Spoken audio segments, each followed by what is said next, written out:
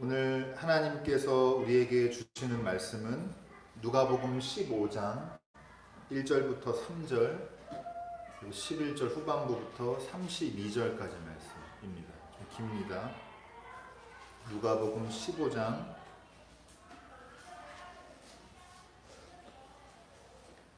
1절부터 3절, 그리고 11절 후반부부터 32절까지입니다.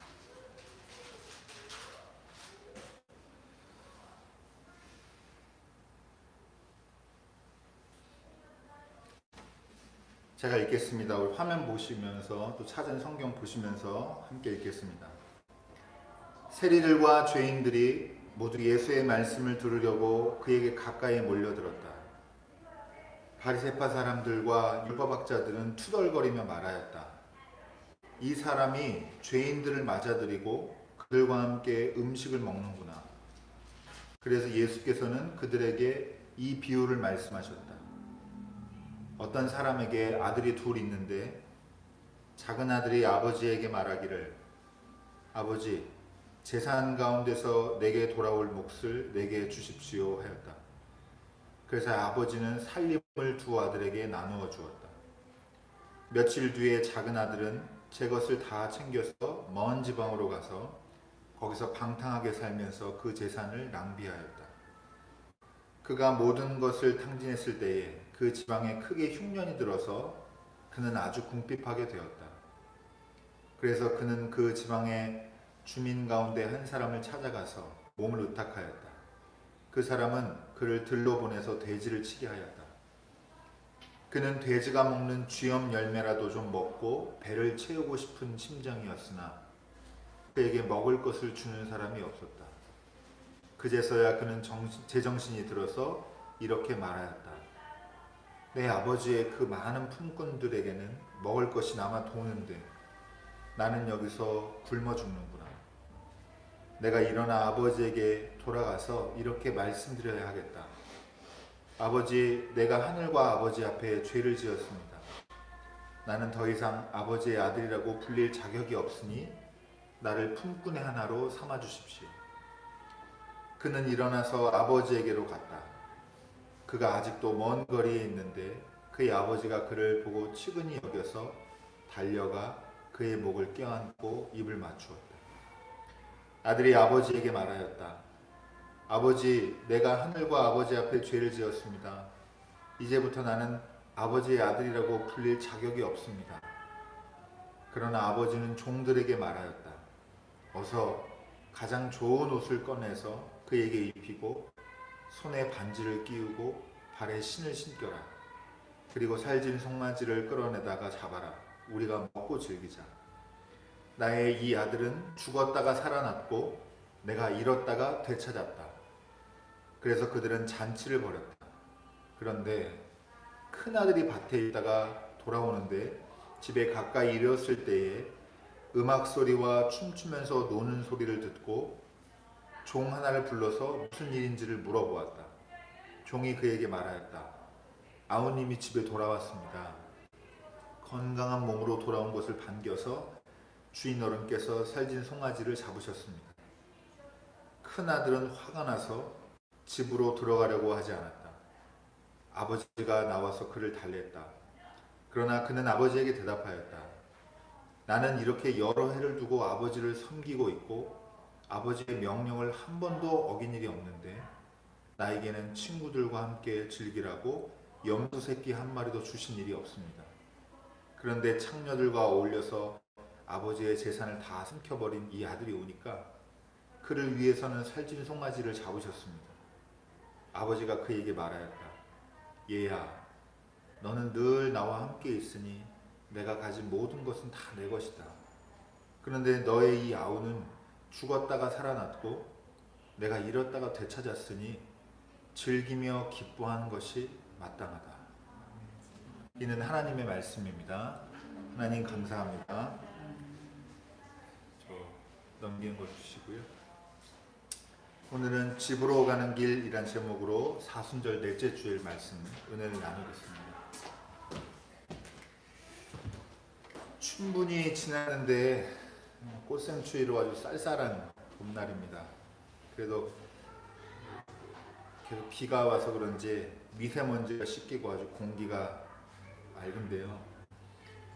오늘 함께 드리는 예배가 우리 영혼과 또 노화 공동체의 신선함을 요즘의 공기처럼 느껴지길 바라고, 주님의 순환과 죽음을 묵상한 이 사순절, 주님이 선택하신 길에 대한 그 이해의 깊이가 더 열리길 바라고, 무엇보다도 반복해서 말씀드리는데 고난보다도 부활절을 준비하는 초대교회 세례 후보자의 그 마음, 그 심정을 좀 알으셔서 그리스도의 정체성을 다시 생각하는 그런 회개의 시간이 되시기를 바랍니다.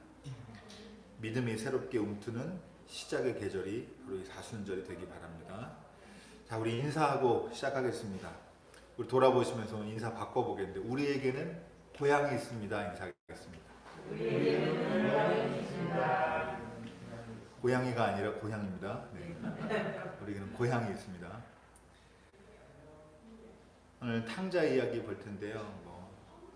뒤에 이제 말씀 같이 나누기로 하고, 세상에서 헤매다 지쳤을 때, 또 본인의 실수와 또 과오로 넘어졌을 때, 모진 풍파에 자빠지고 무기력해졌을 때 우리에게는 바라볼 곳이 있습니다. 우리가 돌아갈 곳이 있습니다. 세상 사람들은 모르는 이 장소, 우리에게 허락된 이 중심, 또 목적지가 우리한테는 있습니다. 오늘 말씀 통해서도 그렇고 예배의 신앙생활 통해서도 우리의 고향을 다시 기억하시고 표대를 바라보시기를 부탁을 드립니다. 또 우리가 가끔 찬양하는 대로 우리 걸어가는 이 길의 끝에서 주님을 만난다는 소망이 저와 여러분의 삶의 능력이 되기를 축원합니다. 오늘 본문은 이제 사순절 넷째 주일 말씀으로 그 유명한 탕자의 비유입니다. 제가 좋아하는 그림들도 화면에 좀 몇 개 넣었는데요. 이 탕자의 비유는 크게 보면 잃어버린 것을 찾는, 잃은 것을 찾는 하나님에 대한 세 가지 비유가 있어요. 누가복음에. 다른 둘은 뭐냐면 잃어버린 양을 찾는 비유, 15장 4절부터 7절까지 말씀이고요. 그리고 두 번째로는 잃어버린 동전 비유가 있어요. 이거는 15장 8절부터 10절까지 있고, 그 뒤에 바로 오늘 말씀이, 그 나머지 하나가 바로 오늘 탕자의 비유입니다. 길고 제일 길고 메시지도 분명한데요. 하나님, 또 예수님, 그리고 하나님의 나라가 죄인의 회개를 어떻게 생각하는지 우리 시각이 아니고, 죄인의 시각이 아니고 하나님의 입장에서, 하나님의 관점에서 알려주는 이야기가 탕자의 이야기입니다. 쉽게 말해서 하나님의 은총이 뭔지, 그 은총이 어떤 것인지 잘 알려주는 본문인데요. 먼저 이 비유 이야기에서 중요한 거는 세 가지 대상에 대한 이해입니다. 기본적으로 다 기독교 전통에서 그렇게 세 가지 대상의 이해를 가르쳐 왔는데, 이 전통적인 이 이해가 뭔지를 살펴본 다음에 저희가 좀 여러분에게 추가적으로 새로운 이 고향이라는 주제로 여러분에게 새로운 메시지를 또 하나 나누도록 하겠습니다. 제가 세 가지가 중요하다고 했는데, 그 세 가지는 누구냐면, 첫 번째는 배경을 이해해야 돼요. 이 비유가 어떠한 배경에서 나온 거냐라고 하면 1절에 나와 있는데, 세리들과 죄인들이 모두 예수님의 말씀을 들으려고 그에게 몰려들었다. 그런데 이걸 누가 싫어해요? 바리새파와 율법학자들이 투덜대. 그래서 여기에 대한 응답으로서 탕자의 비유가 등장한다는 걸 이해하는 게 중요합니다.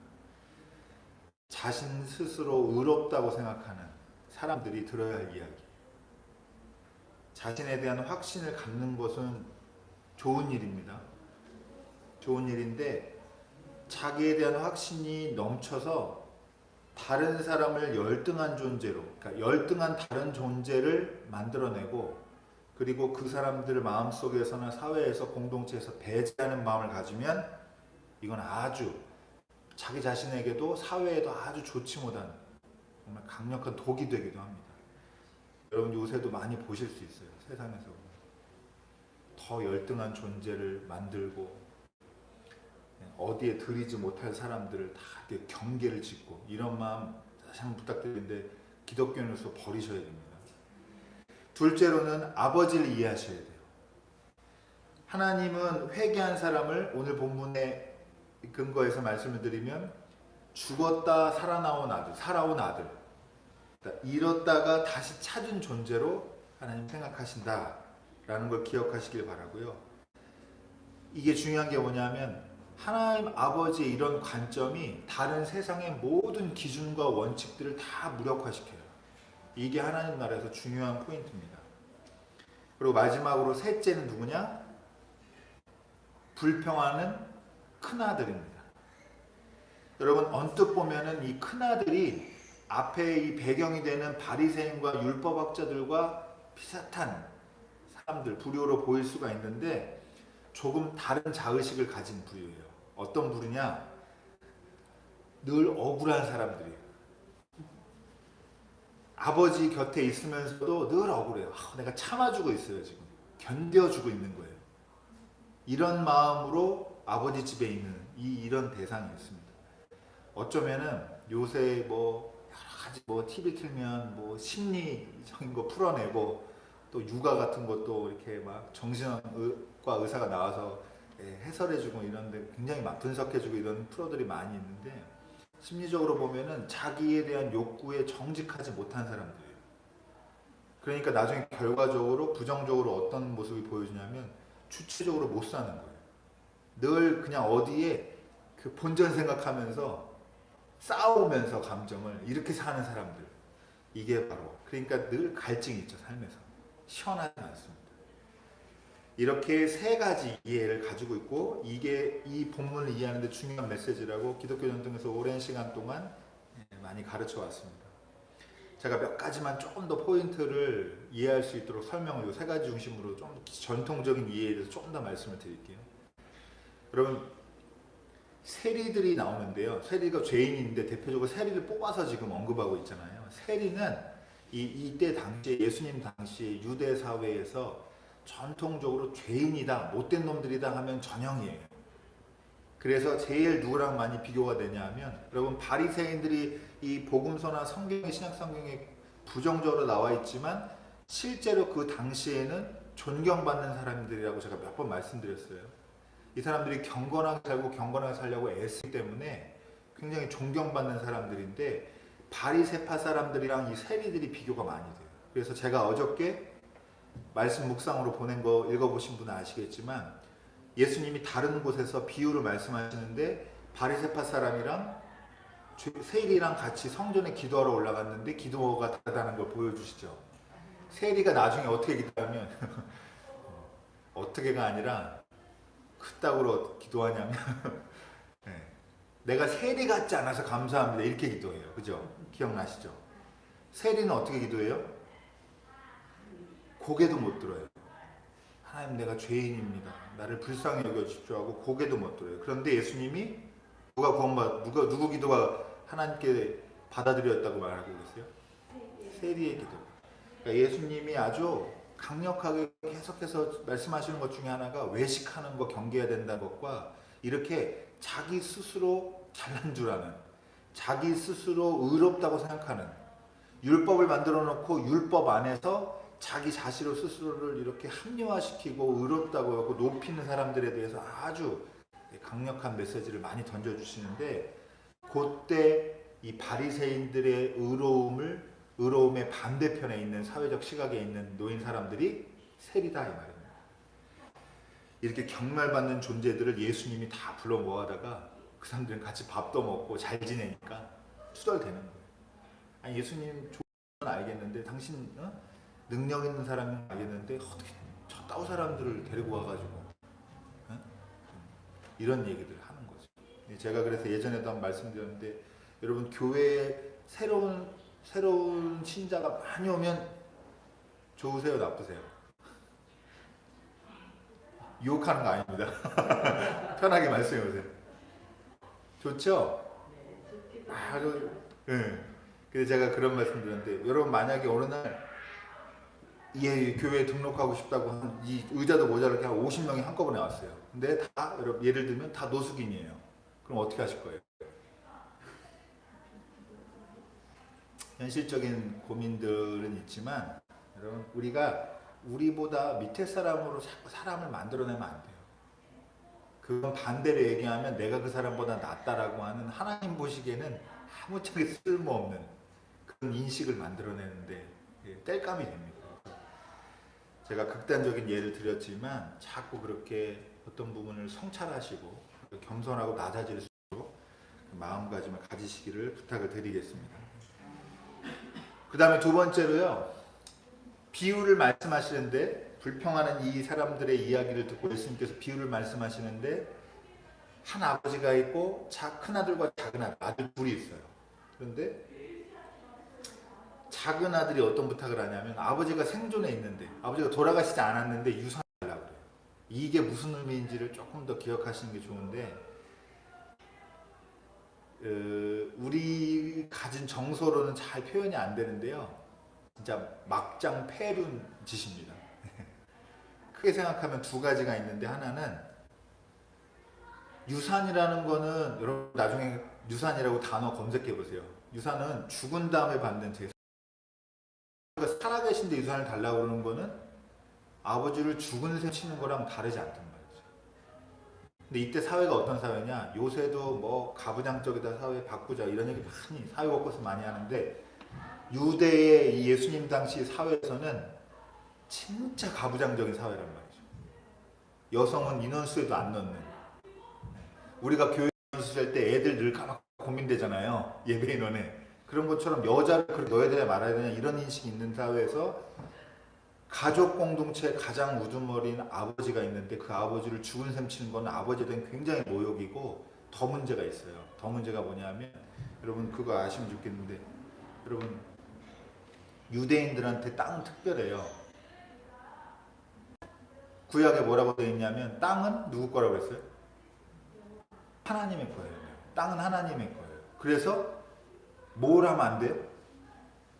사고 팔고 하면 안 돼요. 여러분 좀 고민해 보시기 바랍니다. 지금처럼 우리 사회에서는 부동산을 부를 늘리고 축적하는 수단으로 여기는 사회에서는 이런 아이디어가 잘 이렇게 접목이 안 되는데 원래 성경에서 주요하게 계속 가르치고 있는 토지는 하나님의 거다라고 했어요.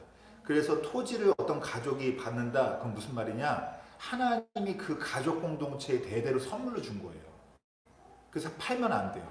근데 왜 이게 중요하냐면 작은 아들이 유산을 요구했는데 그때 당시 지금처럼 현금을 주고 이렇게 계좌이체해 주고 이런 게 아니고 뭐 이렇게 어떻게 했을 확률이 높으냐면 땅에 대한 명의를 줬을 확률이 높아요. 근데 그거를 판 거예요. 팔아서 돈을 만든 거예요.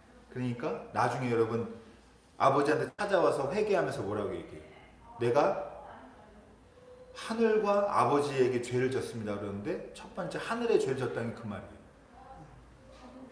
하나님이 주신 것을 지금 그러니까 아버지만 모욕한 게 아니라 가족 공동체 전체를 모독하고 욕보인 거예요. 여러분 이거 그러니까 여기 이제 부모님 세대들은 고향 옛날에 집성촌 같은 데 생각하시면 되는데 이런 아들 있으면 동네에서 어떻게 돼요? 동네 난리 나죠. 예?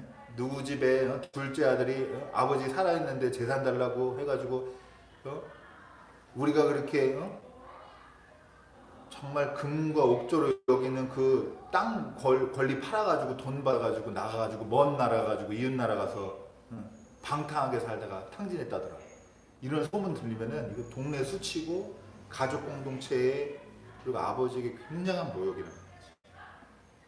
그런데 이런 아들이 돈 다 쓰고 빈털털이 되고 최악의 상황에서 돌아왔는데 아버지가 어떻게 해요?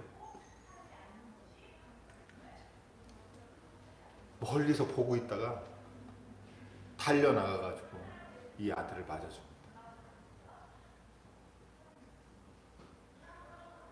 여러분 그래서 이게 아버지를 이해한다는 게 무슨 말이냐면 하나님 나라는 하나님이 죄인의 회개를 이렇게 생각하신다는 건데 이게 진실인데 기독교의 진실인데 이게 사회적인 가치관과 기준으로 보면 뭐예요? 스캔들이에요. 엄청 이것 때문에 또 논란이 많단 말이죠. 받아주더라도 적당히 받아주거라. 그래 일단 들어와라. 이게 밥은 먹게 해주겠는데 너 네가 한 행동 아무도 잊지 않았다. 너 평생 죄 씻으면서 살아야 돼. 이렇게 한 게 아니고요. 와서 옷 갈아입히 이 심지어 아들이 아버지에게 말합니다. 준비했던 말이에요. 연습했던 말. 집으로 가면서 아버지 내가 아버지에게 죄를 졌습니다. 나를 아들이라고 하지 마시오. 나는 그럴 자격이 없고요. 이제 품꾼에 하나 종으로 날라도 받아주십시오. 이렇게 하고 와서 말도 연습했는데 아버지가 거기에 대해서 대꾸도 안 하고 뭐라 그래요? 종들한테 빨리 옷 갈아입히고 신발 신기고 반지 끼워주고 아들이라고 복권시켜주고요. 잔치 열고 이렇게 한단 말이죠. 이렇게까지 할 게 있나 싶은 마음도 있단 말이에요. 그냥 받아주기만 하면 되지 뭘 그렇게. 근데 아버지 마음은 안 그렇단 말이에요. 아버지. 저도 생각나지 말아야 되는데 고등학교 때 집 한번 나갔던 게 생각나가지고 말씀 준비하다가 네. 제가 그때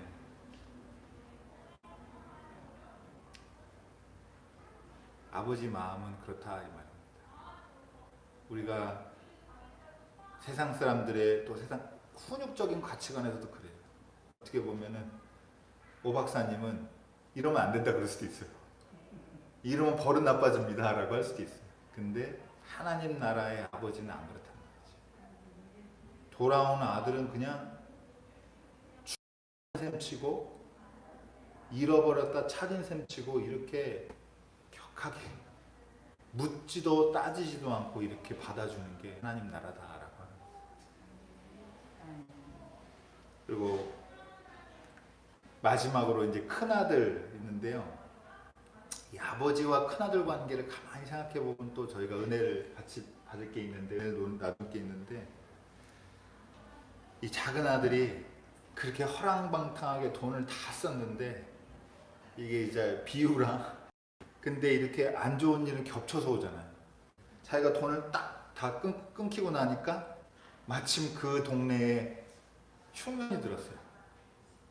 그래서 자기가 고향 땅을 모독하고 짓밟고 고향 땅을 죽이고 여기를 왔는데 어떤 일이 벌어지냐. 자기가 그런 유대인으로서 정체성을 여태까지 살고 가지고 살았을 텐데 먹고 살기 궁금하니까 돼지 치는 사람한테 붙어가지고 생명을 부지합니다. 여러분 유대인들 돼지는 부정한 동물이어가지고 먹지도 않고 지금도 먹지 않는 사람도 있고 그리고 여기랑 엮이면 안 돼요. 근데 얼마나 비참하게 됐냐. 이 돼지가 먹는 열매 그 식물이라도 좀 줄여가지고 자기가 그거를 밥으로 끼니로 해결하려고 그랬는데 그마저도 원치 않고 잘 안 됐단 말이에요. 근데 여러분 이때 뭐라 그러냐면 성경에 아주 기가 막힌 표현을 쓰는데 그제서야 그는 제정신이 들었다라고 얘기하고 있습니다. 정신이 든 거예요. 진짜 뭐에 홀린 듯이 이렇게까지 여기 왔는데 이런저런 고난을 겪고 나니까 이제 눈이 뜨였어요. 정신이 열립니다. 그래서 아버지를 생각했고 찾아와서 아버지에게 격한 한 대를 받았는데 이게 모습이 보기 싫은 형이 있습니다. 그러면서 뭐 요새 말로 하면 보이콧이고 반항하는 건데 삐져가지고 나는 저 아우가 저 거의 진짜 쓰레기 같은 그러니까 우리말로 하면요 스스로 호적에서 파가지고 집에 재산 들고 나간 동생이랑 같은 거예요. 그러니까 얼마나 꼴보기 싫겠어요. 근데 이 아들이 돌아왔는데 반기고 잔치 벌이니까 막 부하가 치밀어가지고 야 나는 여러 해 동안 아버지 밑에서 종처럼 이렇게 일했는데 아버지 나한테는 여기 뭐라고 표현하냐면 염소 새끼 한 마리 잡아준 적이 있습니까? 이렇게 얘기하고 아버지가 사실은 이 말도 기가 막히죠. 같이 지금 살았는데 뭐 해준 게 있냐는 거예요. 나한테 종처럼 부리기만 했지 나한테 뭘 해주냐. 이래서 바리새인과 율법학자들은 좀 다른 자의식 가진 사람이에요. 여러분 우리도 이런 마음이 있어요. 평생 같이 살아도 당신 나한테 뭐 해줬냐. 부모님이 다 그걸 길러주고 그래도 나한테 해준 게 뭐가 있냐. 이런 마음을 가지고 살았단 말이에요. 그러니까 뭐가 문제냐면 이러면 철이 안 들고 싸가지가 없고 이게 문제가 아니고 자기가 어떻게 하루하루를 살아가고 있는지를 자기 말로 지금 보여주고 있는 거예요. 어떻게 살아가고 있냐면 자기가 뿌리 내리고 부모님한테 가족 공동체에서 공급받는 삶이 아니라 사실은 집 나간 아들과 다를 게 없어요. 동생이랑. 그 동생도 가족 공동체에서 떨어져 나가가지고 결핍된 삶을 사는데 형도 똑같은 삶이란 말이죠. 근데 이 불평도 아버지가 참아주는 거예요. 그러면서 타이르는 말이 바로 이거예요. 얘야, 너는 나랑 같이 계속 있었는데 내게 다 네 거잖냐. 근데 이 동생은 죽었다가 살아온 거잖아. 잃어버렸다 내가 찾았는데 어떻게 잔치를 열지 않냐. 당연히 기뻐해야 되는 게 마땅하다. 이렇게 얘기를 하시는 겁니다. 여러분, 그래서 자기를 스스로 의롭다고, 그러니까 자기에 대한 확신이 있어야 되지만, 여러분 확신이 있어야 돼요. 자기를 너무 낮추는 거는 겸손이 아니에요. 그건 자기에 대한 뭐라 그럴까요? 부정인데, 자기만 부정하는 게 아니라 자기를 떠받치고 있는, 자기를 사랑하는 모든 존재를 부정하는 게 됩니다. 지나친 겸손 좋지 않은데 자기에 대한 확신이 있어야 되는데 더 열등한 사람을 배제하거나 그 위에 올라서려는 마음은 없어야 합니다. 그리고 하나님 나라에서 회개는 여러분 늘 이게 스캔들이 되지만 정말 묻지도 따지지도 않고 하나님이 아버지처럼 받아주신다는. 세 번째로는 여러분 우리가 있는 공동체에 소속된 데에서 여러분 억울한 마음 가지고 사시지 말라는. 늘 본전 생각나고 내가 얼마나 고생하는데 막 이런 마음 품지 마시고 차라리 그럴 거면은 좀 게으름 피우세요. 그 마음이 생기려고 그러면 오히려 열심히 하지 않는 게 차라리 나을 수도 있어요.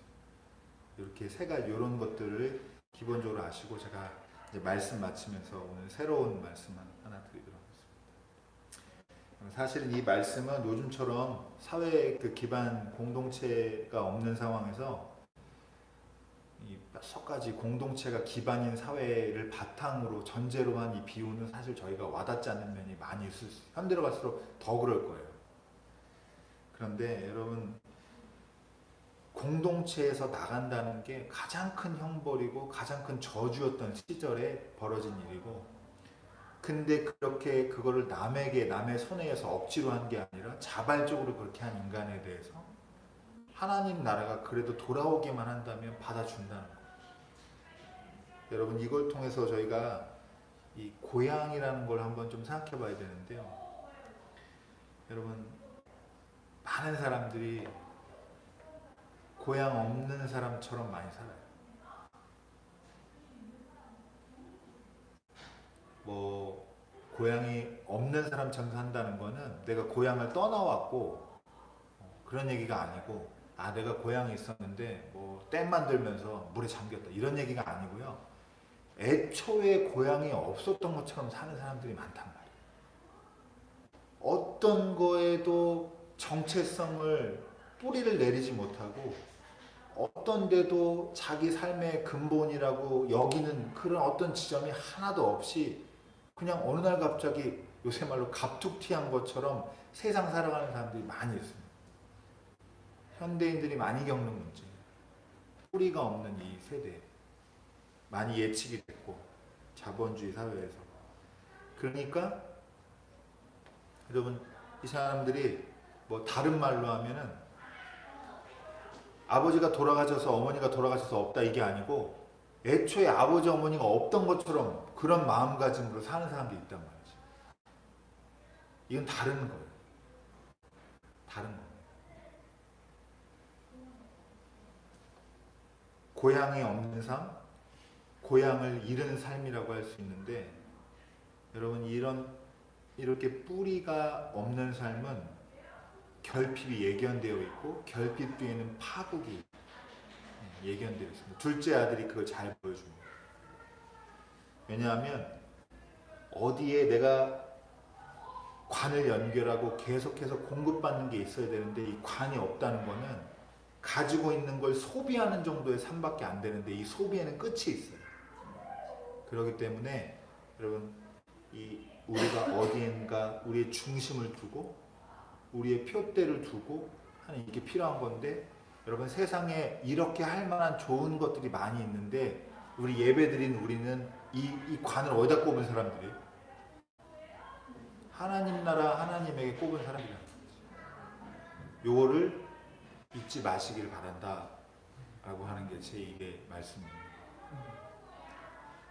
가끔 우리가 하나님 믿는다고 하면 하나님에게 연결이 안 돼 있는 사람처럼 사고하고 하나님이 우리의 고향이 되시고 우리의 집이 되시고 우리의 아버지 되신다는 사실을 망각한 채로 살아갈 수가 있다라고 하는 겁니다. 그래서 기억하셔서 여러분 우리가 언제라도 돌아가면 버선발로 마중 나올 창조주가 계시다라는 마음으로 이게 삶의 힘이 되시길 바랍니다. 이 힘이 되시고 그리고 마지막 요건데요. 아까 조영덕 집사님도 오늘 간절하게 기도해 주셨는데 피치 못해 마지 못해 고향이 없어진 사람들이 있어요. 다른 사람에게 그 고향이 뜯겨서 다른 사람에게 그 고향이 파괴돼서 물리적인 파괴만 얘기하는 게 아니라 여러분 자기 원치 않게 이렇게 고향을 잃어버린 사람들이 있는데 이런 사람들을 위해서 여러분의 삶과 신앙이 고향이 되어주시면 좋겠습니다. 모르는 사람이 동네에 이사 오는데 누구 그런 얘기들 많이 있잖아요. 어떤 옆집에 아주머니가 잘해주셔가지고 나중에 둘이 친해진다고 어머니 같다고 생각하고 살았습니다. 이런 뭐 예를 들면 드라마에도 영화에도 이런 게 나올 수 있잖아요. 여러분 기독교인이 된다는 거는 고향을 기억하고 그게 우리의 힘이 돼야 되고 그리고 우리가 고향 없는 사람들에게 고향이 되어줘야 돼요. 계신 곳에서 청주하지 못하고 허랑방탕하게 끈 떨어진 연처럼 그냥 바람에 이리저리 휘날리는 사람들 보시면 세리와 같이 여기지 마시고 저 사람에게 고향 땅이 필요하구나 고향 집이 필요하구나 내가 좀 돼주면 좋겠다 이런 넉넉한 마음을 한번 가져보시길 바랍니다. 여러분이 존재가 그러게 넉넉하고 안정감 있는 존재가 되시기를 바랍니다. 우리의 고향 되시고 우리가 집으로 가는 길을 꿈꿀 수 있게 하시는 주님의 은총이 여러분과 함께 하시기를 축원합니다. 기도하겠습니다.